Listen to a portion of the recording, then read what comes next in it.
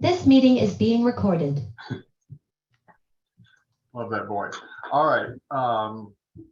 Welcome, everybody, and thank you for joining us for the September program meeting of the Falls of the James Group of Sierra Club. My name is Joe Brancoli. I'm the chair of the Falls of the James Group, and our territory, in case you're curious, extends from Richmond and the surrounding counties as far east as Charles City County and west to Powhatan and down to the North Carolina state line. And we are very pleased to be back after a bit of a break over the summer from programs. And we are picking up with a great speaker tonight. Cherie Shannon is the owner and director of Shannon Strategies, a communications firm that specializes in campaigns for the greater good. She also hosts Women and Politics on WRIR radio station, a program which spotlights women engaging in politics in their communities. Cherie is the co-founder of Hull Street Action and of Southside Relief, and was featured as an eco-hero in Glamour magazine. She holds an MA in Communications from Southern New Hampshire University and a BS in Earth Sciences from the Pennsylvania State University, Penn State. Oh, and welcome, Mary Crutchfield. Hello. For the last 15 years, Cherie has worked in the nonprofit and private sectors delivering high-impact communications for startup companies, political candidates, interest groups, environmental organizations, and Australian government alliances. In addition, she joined our Falls of James Group XCOM at the beginning of this year and has been a wonderful spark on there. And so let's give a warm welcome to Cherie Shannon. Thank you so much, Joe. I would think at this point that I'm used to people reading my bio, but I'm still like, who is that person? Is that me? Do I do all those things? But I'm so delighted to be here tonight to speak with you all and just to share a little bit about the work that we're doing here in the city of Richmond, specifically in the South Side. As Joe mentioned, I am one of the co-founders of Southside Relief. We started our organization in the summer of 2019 during the middle of a heat wave. And it kind of was a meeting of the minds between myself and my co-founder, Amy Wentz, who some of you may know. She's very active in the community. She also ran for city council in 2020, is one of the partners for Richmond Black Restaurant Experience and other things. And so we are a volunteer-run organization, much like the Sierra Club and other environmental groups. And so I want to talk tonight a little bit about just the history of not only how our organization was started, but giving you some context as to why we felt it was important to start Southside Relief in the first place. So I'm going to share my screen here. Let's get started. Okay. So tonight I want to talk about building community through green spaces. This is an image of some volunteers from my last tree planting at Hickory Hill Community Center. And one of the things that we especially focus on for Southside Relief is bringing folks together. And there's a lot of ways in which we can do that. I know when people talk about community engagement, we might often think of there's only one touch point, but in reality, there are multiple touch points. There are multiple ways in which we're engaging the community and also how you might be engaged with your community as well. So I want to start with Hurricane Katrina. And I have the storm that never stopped. And what we're looking at right here is a disaster. And often we ascribe this to being a natural disaster. But I will argue, as well as other experts will say, that these are extreme weather events, hurricanes, tornadoes, we have earthquakes, but you look at an event like Katrina and you have a man-made disaster as well. And this man-made disaster happen in a part of the city that is predominantly Black. They have there was a lower economic income status. And we see here on the left-hand side, these are folks who are crying for help. They've been stranded and they were forgotten. And I think a lot of us can remember the emotional reaction that we had when we saw that imagery play out over the course of a few weeks. And unfortunately, these images, these events are not just limited to like one time happening. They keep happening over and over and over again. These are man-made disasters, not just thinking of them as this natural disasters. And they're man-made because there's been failures in policy, there's been lack of investment in communities, and honestly, because of systemic racism. Looking at another example here, we're hearing a lot about Jackson, Mississippi, right? With what's happening with the water. We're talking about failed infrastructure. Now, both of these images, very similar. We're talking, you see on the left-hand side, there's like this convoy of volunteers, people who are lined up to get bottles of water. On the right-hand side, you see folks from the National Guard also like handling like cases of water. And usually when you see stuff like this, we associate it with something like a Katrina, right? Something that like a major storm has come through, but that's not the case here.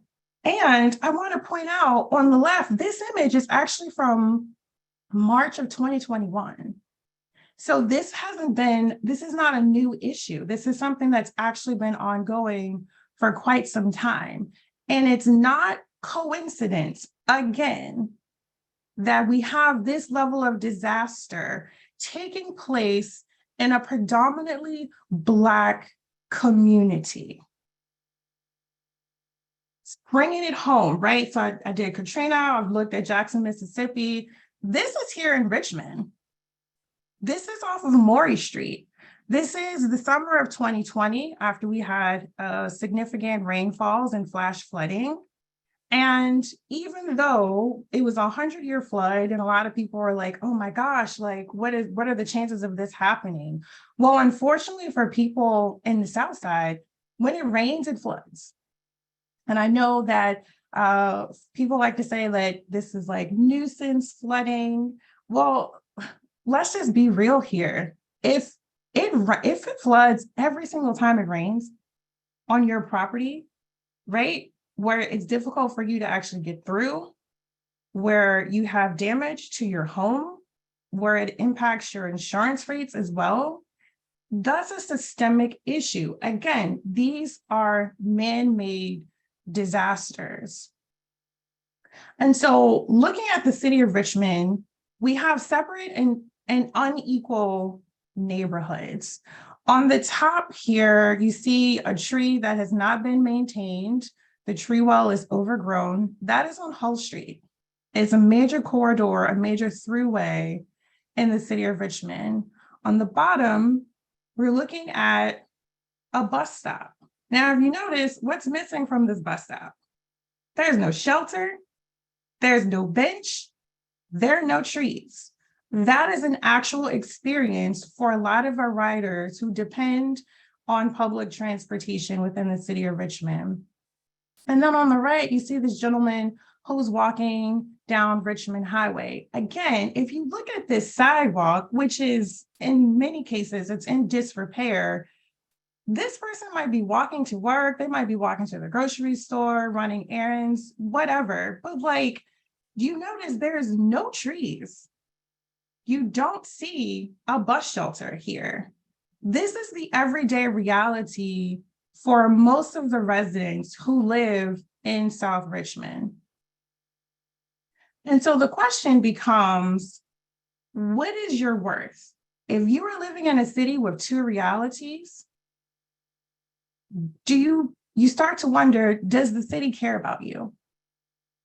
On the left-hand side, we have a smokestack here, old Philip Morris smokestack. This is also in Southside, off of Maury Street.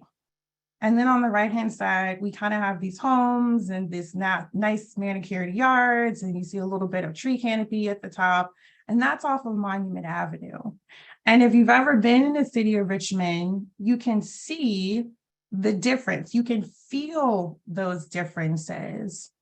In the summer of 2020, we had, after the deaths of George Floyd, there was social unrest, and we adopted Marcus David Peters Circle, where the old Robert E. Lee statue was. And what I just always find interesting about that, going down Monument Avenue, being in that space, I'm like, my goodness, this is a manifestation of white supremacy. Those monuments were erected out of white supremacy. But if you also look at the infrastructure surrounding that part of the city, there's nice sidewalks, there's open green spaces, there's incredible canopy coverage. Those are things that you don't always see in every neighborhood in the city. Why is that? And so you start to wonder, if I'm in the city of Richmond, why is my reality, why does it look different than other parts of the city? And I like to say, again, these are systemic failures that are man-made disasters. How did we get here? We got here through a combination of things. So first, let's look at redlining. On the left-hand side, we have a map of from the 1930s, which graded neighborhoods. And for folks who might not be familiar with redlining, any neighborhood essentially that in the city of Richmond where Black residents lived, they were deemed hazardous or risky for bank loans, mortgages, financial services. And so all of these neighborhoods you see here in red, they were redlined as risky, right? They got a bad grade. Whereas on you see left in the West End and other parts of the city where more white and more affluent folks lived, it's green, it's first grade, it's like cream of the crop. And it's not a coincidence, again, that when we look at the city's urban heat islands, look at this map on the right, that the hottest parts of the city are the darkest, are the areas where they were formerly redlined. So we're not just looking at redlining here, we're also looking at urban renewal, which is when the federal government said, we're going to come through, they raised through neighborhoods, they built highways, as you all may have heard of, like what happened in Jackson Ward. It also happened in Southside Richmond as well. In the name of renewal, a lot of displacement, it was a culture of clearance. And then let's not also forget about annexation.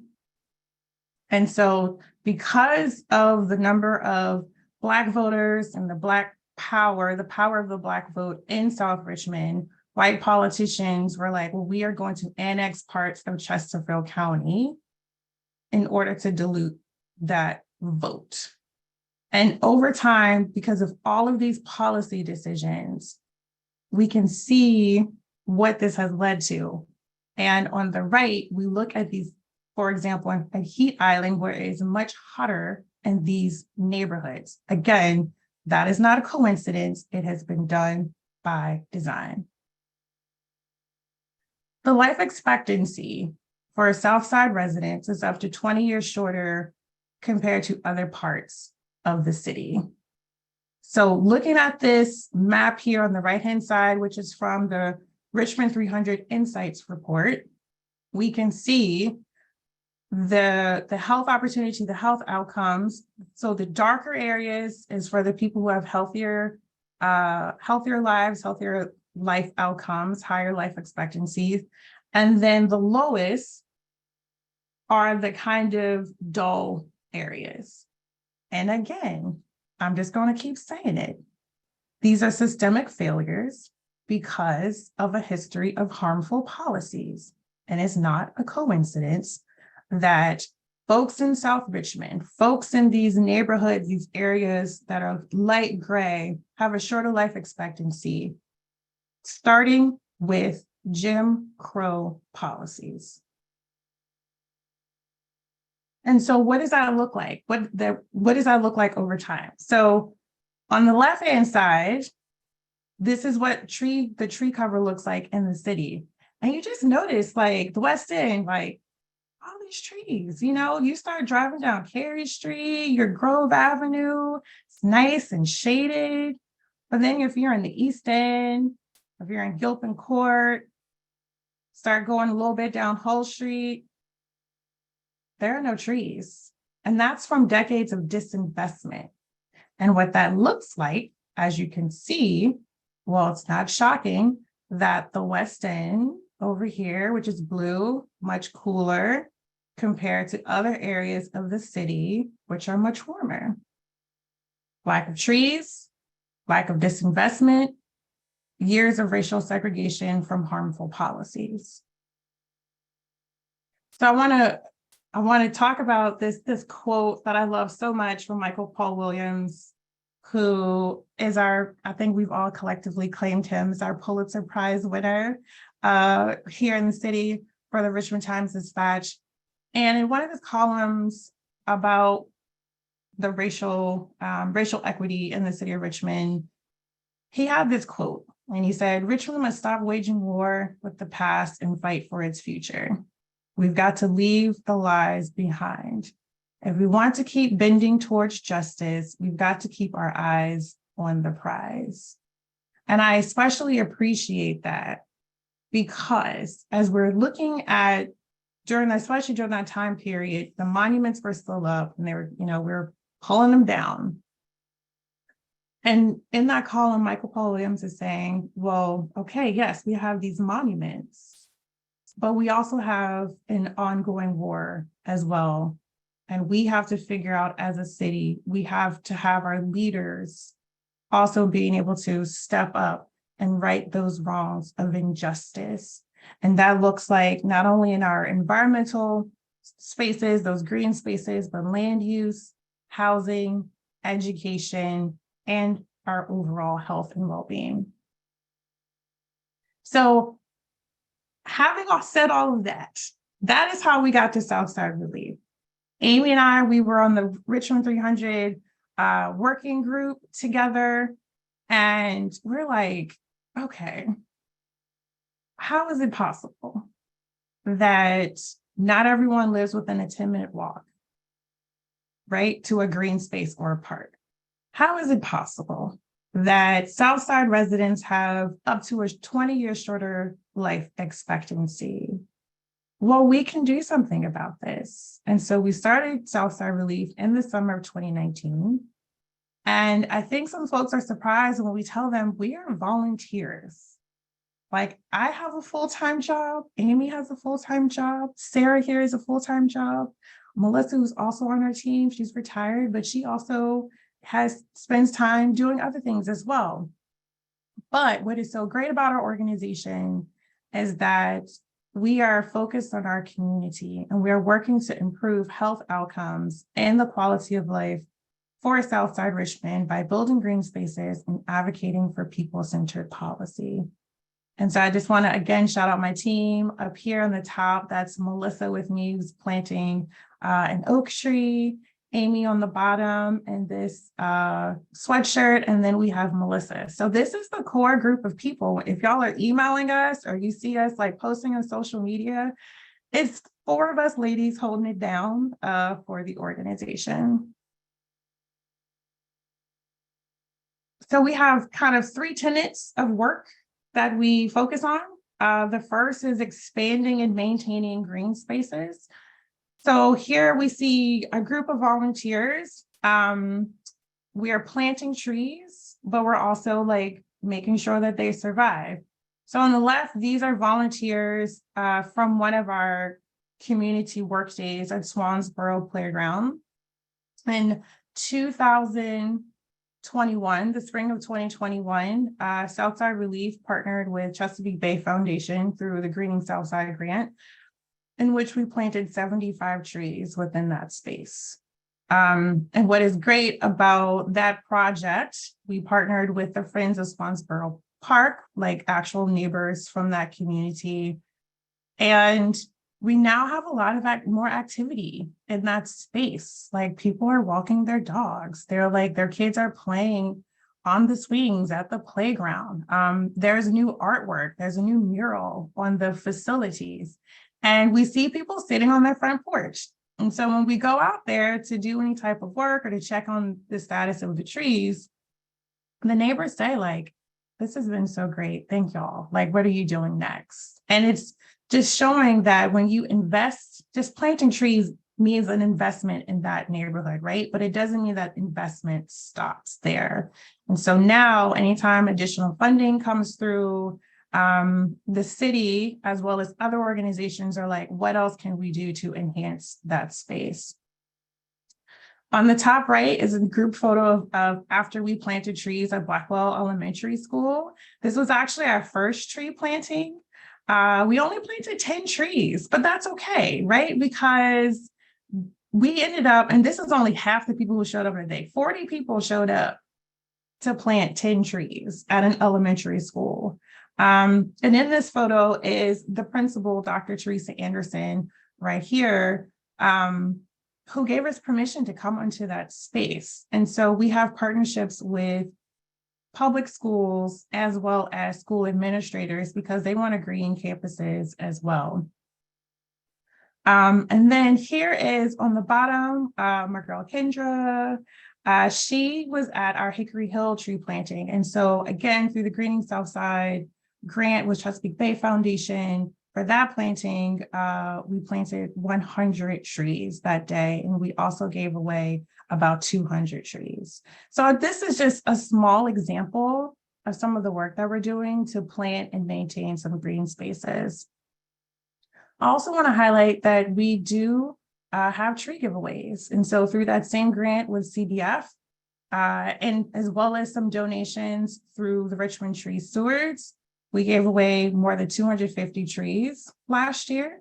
And this year, and actually when I say this year, I mean next Saturday, September 24th, we're having another giveaway in which we'll be giving away 200 more native tree species for residents in South Richmond. So if anyone on this call lives in the South Side, please, please, please sign up before trees run out to go ahead and reserve some trees for yourself.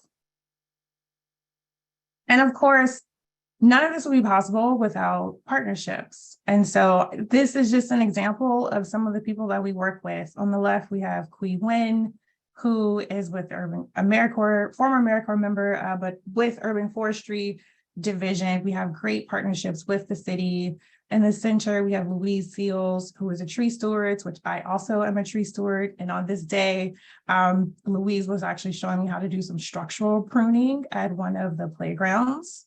On the top here, we have Gabby and Ann from CDF, as well as Mike G from the Department of Parks and Recreation. And Parks and Rec has been extremely helpful, extremely valuable in expanding and maintaining green spaces within the city of Richmond. You guys may notice this guy here in the center, that's Dr. Jeremy Hoffman with the Science Museum.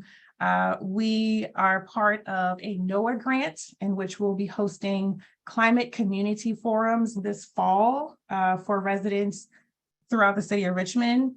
And then on the bottom, here's a screenshot of Venus Panel, who is the president of the Friends of Swansboro Park.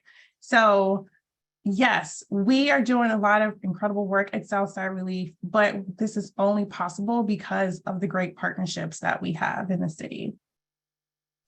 I also want to point out that we're not the only people who are maintaining and planting like green spaces. This is who is it? Oh, DPU, Department of Public Utilities, RVA H2O, in partnership with the James River Association.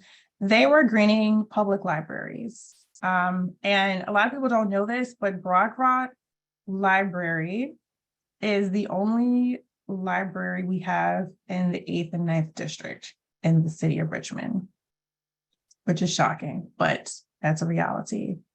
And I snapped this photo after we had a planning retreat there. And what was great about this moment in time was seeing this mom and her son coming out of the library. And this kid was just like really excited. He was just pointing at everything. And he's like, what is this? What is this? What is this? And he was so engaged. And I love hearing that from him. And there are placards everywhere, kind of just like describing what the native plants are, if they're pollinators. And I was like, wow, that is just such an incredible thing to have in this space. Like, not only is it providing a level of ecological and green infrastructure, but it's also educational for the public as well. So we do shout out all of the partners in the city who are doing great work in the South Side. Similarly, I want to give a shout out to my girl Claudia as well. Claudia right here. And Siobhan actually joined us one day for planting garden beds, which was really cool. My husband was showing everyone how to use power drills and the handsaw, which is cool. But Claudia, she is the director of Seeds of Change organization, and she started a private community garden on a private space.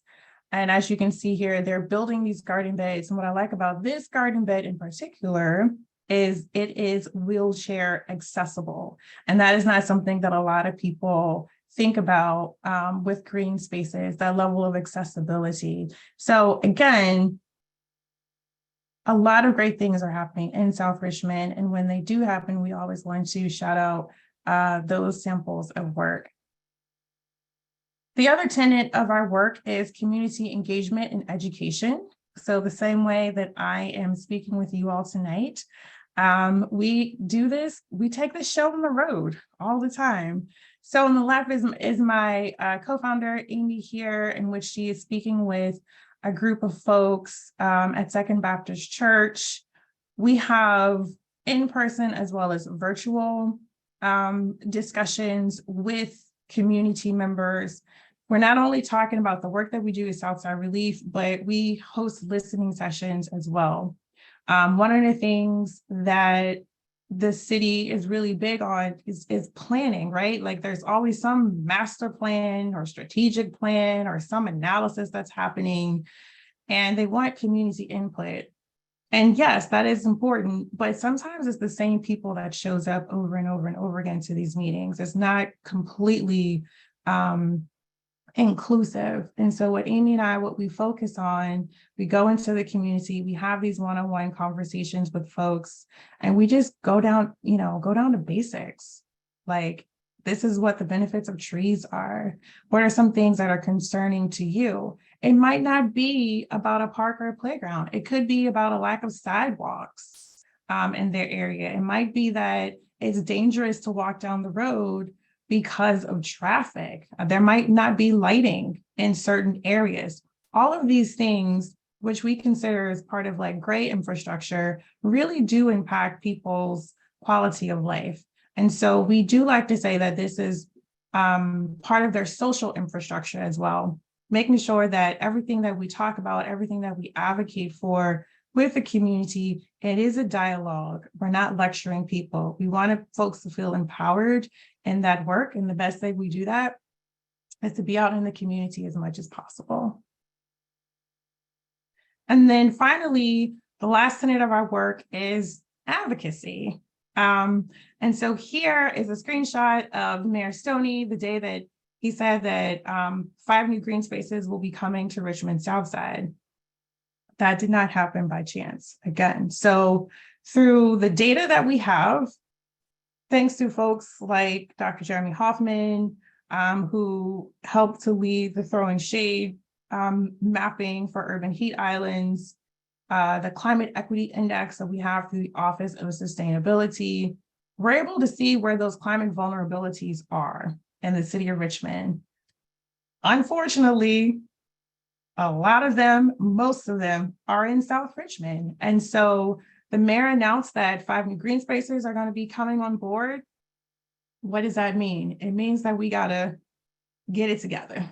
I mean, just real talk, we got to get it together and make sure that as the city is going through these planning processes, that there is the right kind of long-term and sustainable investment in bringing these spaces on board and ensuring that other assets of infrastructure are in place to keep people in their homes. We are not encouraging displacement, but they also can be part of this process. They have a voice in this process, and that they are unafraid to go to their council members, to go to the mayor's administration, to give public comment and say, like, this is who I am, this is where I live, this is what I want to see in my neighborhood, as well as these green spaces. So part of this work is creating a framework for how we actually build community engagement into planning processes. So right here is an image of Broad Rock Creek Park. That is one of the 5 new park spaces that's supposed to be brought online. And it's crazy when you look at this, you're like, this is in Richmond. It's in Richmond. It's in the South. It's in the South Side. If you want to walk through, Parks has done a really good job of clearing kind of the entryway, like a nice little walking path. It's off of Lynn Haven Avenue. But this is a gorgeous natural space here. And what is cool about it, folks in the South Side, particularly the folks who live in this neighborhood in the 8th district, they're going to be leading this process. And so we have a greening working group in which we've partnered with the city as well as other nonprofit organizations who, like, we've provided that educational training for them. But this greening working group, they will be the ambassadors in leading this process and going into the community, sitting down and saying, like, okay, let's map out what we want this space to look like. It might be a park shelter. They might want benches somewhere. They might have art installations. There might be accessibility issues. We can even talk about making sure that this park is connected to the future Fall Line Trail, whatever it is. Again, this is part of that work of empowering residents through community engagement and education. On the flip side of our advocacy, sometimes we have to deal with the reality of development and growth, what's happening in the city. So here is an image of Demolition Day on Bainbridge Street. The Bainbridge Community Garden used to be here. So I don't know how many of you may remember Tricycle Gardens in Manchester. Okay, this is where that used to be. Unfortunately, this is what it looks like right now. Shocking. Now, there is nothing illegal that happened with this space. The developer went through all of the right processes and for years actually had allowed for community garden to be in that space. Unfortunately, what didn't happen was a conversation with the community to actually talk about how we can maintain that stand of trees and that green space. And so what we have to do now, we really have to think about, well, what responsibility does the business community have? What responsibility do real estate developers have in making sure that as we build sustainably in a way that is not doing more harm in these communities? And I have to point out that this is in Manchester. And if you're not familiar with Manchester, it is one of the fastest growing neighborhoods in the city. It is an urban heat island. Look at this image. One of the last stand of mature trees is now gone. We are contributing to this climate crisis. Again, this is a man-made disaster. And lastly, sometimes you got to take it to the people. So Sierra Club, we roll with you, right? Like, we roll together. Here is just an example of the climate emergency resolution showing up at City Hall and asking council in a very polite way to invest dollars in the budget for climate action.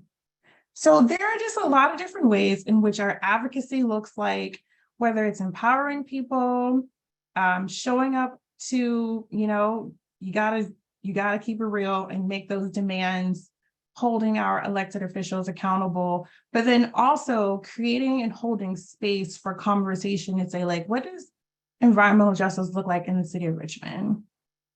That's really what's important for us. How do we make sure that in the next 20, 30, 50 years that yes, we're reaching net zero, but also the way in how we get there, the way in which we get there actually involves and centers the people who make up this great city. So I just kind of want to leave on a final note. When thinking about just like your justice work and something that we ask ourselves all the time, making sure that we're going through this checklist. So one, being intersectional in your work. So I've talked a lot about green spaces, but this is a housing issue. We're talking land use, transportation, education, just overall like healthcare. All of those infrastructural issues, again, they impact the way that people live, work, play, and pray. So as you are advocating for environmental justice, making sure that you're not just thinking of the EJ side of it, you're thinking of just justice in general. We also focus on collaboration with community partners. And we do that, yes, as you saw an example like of planting trees and those tangible projects, but that collaboration is important to increase political and economic power as well. So we went from redlining, but we really want to go to greenlining. That these communities that have been economically depraved because of decades of disinvestment now are being poured into with not only financial resources, but also social capital and political capital as well. And then lastly, focus on social resilience in addition to climate resilience. And by that, I mean racial justice, racial equity, gender equity, accessibility. We are people. At the end of the day, we are people. And so we have to make sure that our work is actually enhancing and benefiting, again, us, people. So I just want to say thank you all again for your time tonight. Please follow us on social media. We're at Southside Relief. You can hit us up at hello@southsiderelief.org. And you can also get our newsletters by going to the website as well. And on that note, I am happy to take any questions.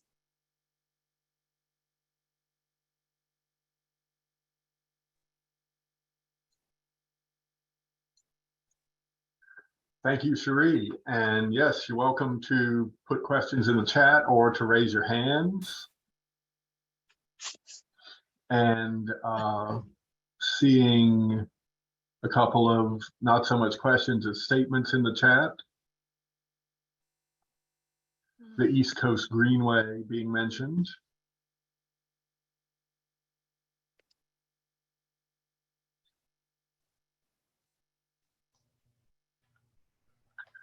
Barrett, go ahead. Thank you, Cherie, for that presentation. I live in the 9th District. I actually came across a small community garden while biking to Scott's Addition this weekend. And it just was, as someone who grew up in the South Side, was really kind of like blown away to see that take place. But my question was more so as, these trees are planted, I'm assuming that the end game would be to give us an ability to have, say, like a greenway for that, particularly for Southside, or, more trails, more paths, more ways to get out and be active. How can we be intersectional in our work to ensure that comes to pass? How about that? Yeah, no, that's a really good question. So One is we're planting trees. Also, I want to add to that part that we're maintaining them as well. And so unfortunately, the city of Richmond has not done the best job in investing those dollars to making sure that like watering and care is happening. There's an over-reliance on nonprofit organizations within the community to maintain those green spaces. To your point about those greenways, we all want to see that. And so in the Richmond 300 master plan, in addition to RVA Green 2050, there's a lot of goals that have been set, but that doesn't mean there's been like actual strategies for implementation. And so there's this gap, and who's going to be held accountable? Who's actually going to be responsible for making sure that we reach net zero basically by 2050? And there are gaps in what, like, those, as you were talking about those greenways, like who within the city will be responsible? And by that, I mean, like, is this DPW with like urban forestry? Are we talking parks? For us, it should be everybody. But the reality is we don't have, how do I put this tactfully? We could use an administration that prioritizes climate action more. Because if you look at the budget, there are just some dollars that are not there where they should be. So where we need to be focusing more efforts on is that political power, that grassroots organizing, showing up to those council meetings or being part of our collaborative.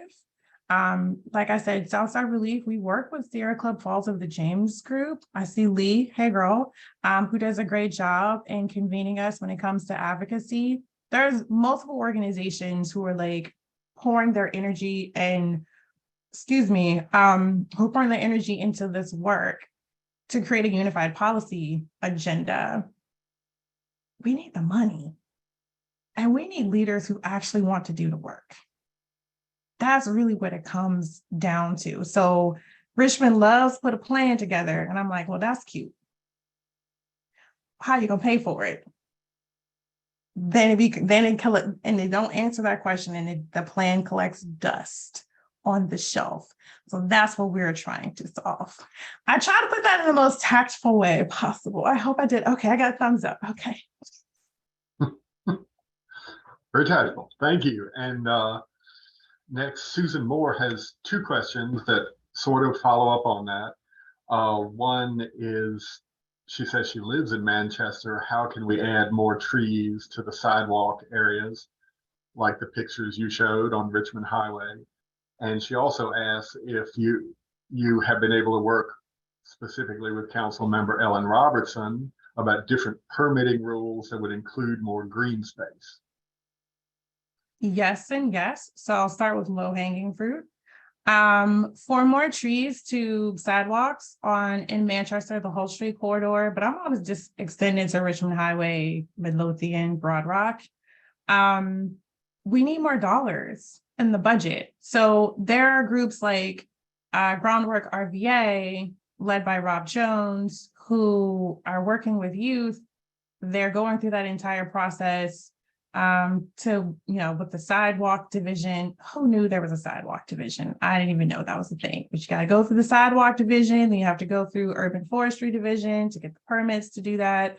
But again, that's a nonprofit who is like taking on that work. Imagine how we might be able to maximize that, to amplify those efforts if we had additional dollars in the budget. Whether they're allocated by the city or we're getting some of those infrastructure dollars and the Inflation Reduction Act to expand canopy coverage in places like Manchester. And I have to emphasize this because I used to live on Hull Street, 14th and Hull, right across the street from the Hull Street Library in Manchester. 3 years ago, I saw the trees go into the ground. Those trees are dead now. So it's like, what purpose is there if we're going to be planting trees and then letting them die? And they do that because it's cheaper to just go in, plant the trees, let them die, rip them back up, and then plant them again. But we all know that trees provide more benefits as they're able to grow and mature in size. To the second part about Ellen Robertson, there are some legislative asks that we have made, in which one, I'll be, a positive here. Council just a year ago passed the climate emergency resolution. Hooray for that. They also passed within their budget recommendations, put money into to this year's budget to hire an urban forester. And now we're in the process of advocating to reactivate the Urban Forestry Commission. So like we're moving in the right direction, which is great. When it comes to land use and zoning, I think there needs to be a larger discussion on how do we bring in folks who build in the city to buy into climate action and climate initiatives. So we're all moving in the same direction. Some of this needs to happen with council. There are also some of those barriers as well with the Dillon rule at the General Assembly. But I think that slowly over time, we are making some more environmental champions on council. And we just have to keep poking at them to do what we need them to do. Excellent. Thank you, Cherie. The next question is about maintenance and how did Southside Relief ensure ongoing watering of the trees that you plant? Yes. Okay. So I mentioned Groundwork RVA. They have watering trucks, y'all, which is so dope.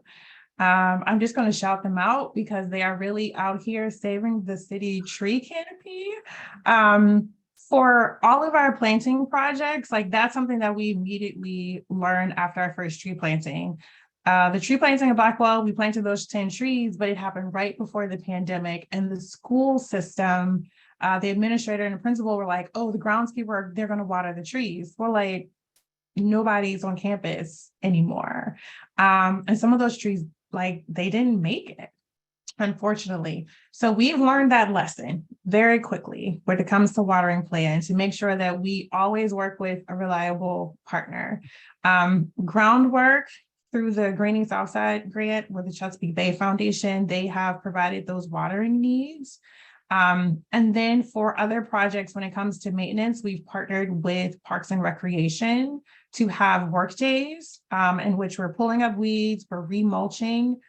There's also watering that's happening. And then on occasion, arborists or certified tree stewards are providing that structural pruning to make sure that those trees are able to live a long and healthy life. Yes, thanks, reliable partners. What you need, yes. Andrew asks, we have folks in the Falls of the James group who are interested in planting trees. Yes, indeed we are. And is this an opportunity for coordination with Southside Relief?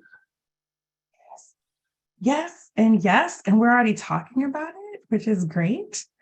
So I don't know, Joe, do you want to give details on where we are with like planting efforts? I'm very willing to. In our newsletter, which went out last Friday, I put out a call for volunteers because I guess 3 of the most basic things you need to plant trees are trees, a location, and volunteers. And we are working on all of these. Yesterday, some of us went to a site on Warwick Road and met with Parker Agelasto there. And he is the director of Capital Region Land Conservancy. He has suggested this site as a place that we could do a tree planting, and we are investigating sourcing the trees and volunteers. So anyone on this meeting tonight who would be interested planting trees on a Saturday this fall, I would be happy, any of us would be happy to receive your information and put you on the list of interested volunteers. That's a spiel. All right. Next, Mark put a question in the chat. wondering if there are current efforts to address them. And this, I think, is not just for Southside Relief. This is for Sierra Club and any groups. If there are any current efforts to address massive tree clearing that is occurring in Chesterfield County, Midlothian area. Heat islands are being formed with all the development, and future issues could be prevented. He praises Southside Relief and you, Cherie, for what you're doing. Yeah, I participated in a tree conservation work group that prepared a report for the General Assembly. And from those recommendations, we did get legislation passed at the GA, SB 537, which allows for localities to create a tree fund. And so the goal of this is not perfect, but the goal of this is to kind of deter this, deforestation or this clearance that we're seeing due to construction. Ultimately, though, where we got stuck in that work group, real estate developers and a lot of these builders really did not want to be held to a standard where if they were to cut trees, to say like, you have to preserve this percentage of canopy cover, or, you have to replant this many number of trees. That is ultimately where we are trying to go. So SB 537 is a step in the right direction, which at least allows localities to adopt this legislation, to create this tree fund, to have conversations in which we are saying, like, listen, if you are going to be clearing all of these trees in order to build, well, this is what remediation needs to look like. Either you need to pay into a fund, or whether it's for that locality or somewhere else, or like you need to make sure that there is some type of green spaces that is, that you've incorporated here. What I would like to see, like in addition to that, because I live in Chesterfield County at the moment, I would like to see an actual urban forestry plan put together. I would like for the county to take urban forestry more seriously with its land use and zoning. It's something that I've attended a number of planning meetings. It does not come up that often. And that is not unique to Chesterfield. It is something that happens within a lot of local governments where sustainability and climate equity is not centered in all of its decision making. So again, I'm going to come back to that answer being, we have to shift these political decisions. We have to make sure that there are champions in office who support our agenda and these issues in order to prevent creating more extreme heat due to urban heat islands.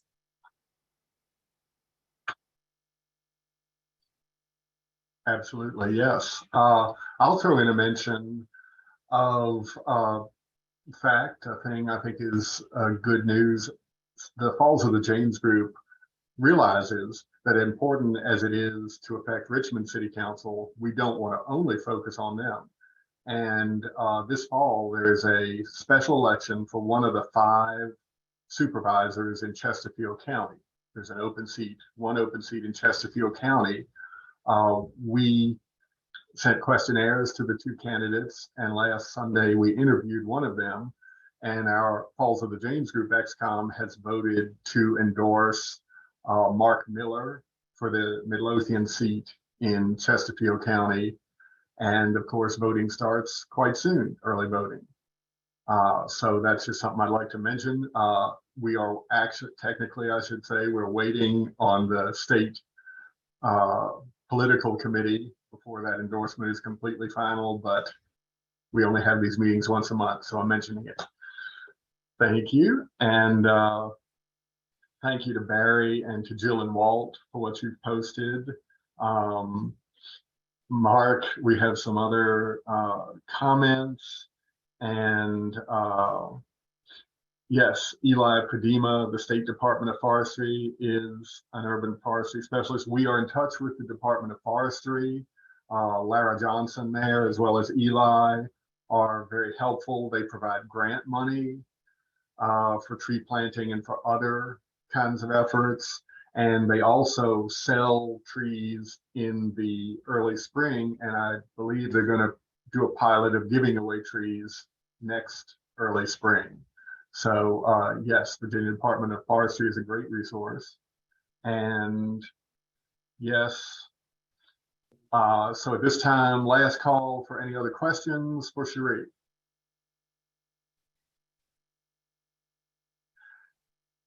And while we do that, Siobhan is going to load announcements.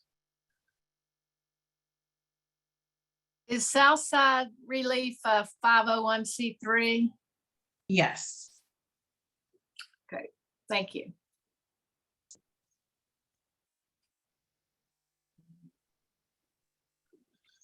Cool. So once again, thank you, Cherie, for being our speaker tonight. Thank you for having me. I hope you all had some great takeaways there. Public speaking is not always my favorite thing to do, but you all were very generous and kind, so thank you. Thank you, Cherie. Wonderful. Indeed. I will preview Can you- the announcements There by it is. saying, while we're changing the screen back. We have a lot of announcements because it's September, and that is a very good thing. So follow along with me, and hopefully you see this on your screen. The first set of announcements is about our upcoming Falls of the James Group programs. The next two will be our first in-person programs since March of 2020. We're very excited about that. Please note, they will not be where we used to hold programs. They will not be at the Science Museum of Virginia, even though in November our speaker is from the Science Museum of Virginia. So on October 11th, we hope you'll join us at Libby Mill Library for our speaker, Charlotte Brody, who is with the Blue Green Alliance, and she is going to come down from Charlottesville to join us in person that night. We will also have a Zoom option, but it will be great to see each other in person again. You see the November program listed. BioBlitzes is the topic there. And then the next one should say 12/13, December 13th is a virtual program. And we've done this for several years now, where members show slides and talk about trips they have been on. Then we have a bunch of other stuff going on. Outings. This coming Saturday, it's sort of like an outing, but it's really a gathering at Pocahontas State Park, and it's the Virginia chapter's annual gathering. So volunteers and staff of Sierra Club from all over the state of Virginia will get together at Pocahontas State Park this Saturday. There is a cost. There's a ticket and a registration and all that stuff, but we hope it is not too late if you would like to join that. Then on October 2nd, we have a walk through Richmond's Hollywood Cemetery. On October 8th, we have a hike on the Lower Appomattox River Trail, Ferndale Park in Petersburg. The Friends of Lower Appomattox River, or FOLAR, are doing great work at getting land preserved and doing a great trail along the river. We have on October 18th, which is a Tuesday, a walk at University of Richmond along the Gamble's Mill Eco Corridor, which they created several years ago. A really great site. If you haven't been there, this would be a great chance to check that out. Then we have, nice category, activism events. This Friday, the youth climate plaintiffs will have a hearing in their lawsuit It is going to be at what I think I call the John Marshall Courts Building at 11 a.m. is the hearing, and then at 1 p.m. is a press conference and a rally outdoors. That's this Friday. The 13 young people who have sued the Commonwealth of Virginia for infringing their constitutional rights by continuing to burn and promote fossil fuels. This is pretty cool stuff. And then we have a possible rally. All right. We got too much stuff. All right. Possible rallies and other environmental events in the Richmond area. Belmead Park. For years now, we have been joining in the monthly work days at Belmead Park, which are now being held on the first Saturday of each month. This is a space where remarkable transformation has happened over the past, I guess, 5 years to create an outdoor garden, an outdoor classroom where a creek flows through the school grounds, through the grounds of this school and community center in South Richmond. So any of those first Saturdays, you would be welcome there. We also have on September 15th, I'm thinking that is this Thursday night, 2 events. 7 p.m. James River Park. There's an event celebrating the 50-year anniversary of the James River Park system, 50 years ago, created in 1972. And this features Ralph White, former and legendary naturalist and director of the James River Park system. That's at 7 p.m. this Thursday. Also this Thursday is the monthly event known as RVA Green Drinks, and that's from 5:30 to 7 p.m. So really, you could do both of these. The Green Drinks is at Ardent Craft Ale in Scott's Addition. And as mentioned before, we have Southside Relief is doing a tree giveaway to residents of Southside on September 24th. Speaking of trees, I'm going to freelance here for a minute and mention there's even more stuff than is in this printed list, because Arbor Day, there's an Arbor Day celebration in Richmond that lasts for a week. What you're seeing on your screen right now is the list of all green drinks, but Arbor Week, I will call it, starts on October 15th, and there are 2 tree plantings associated with that, one at Forest Hill Park and one at Lucille Brown Middle School on Jank Road. So lots of tree planting events, hikes, advocacy, and we hope that we will see you again on October 11th. That's the second Tuesday in October, in person, Libby Middle Library for our next meeting. Any final last words, Siobhan? Well, come to Green Drinks. Andrew and I are going to be there on Thursday night, so maybe I'll see some of you guys there.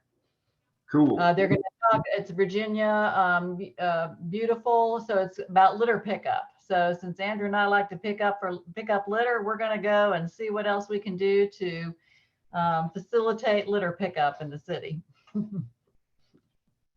Wonderful. Yes, lots going on, and thank all of you for joining us tonight.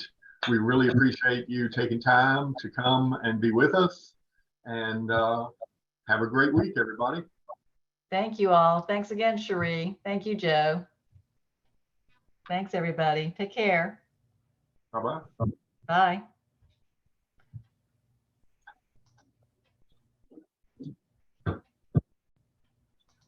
Okay.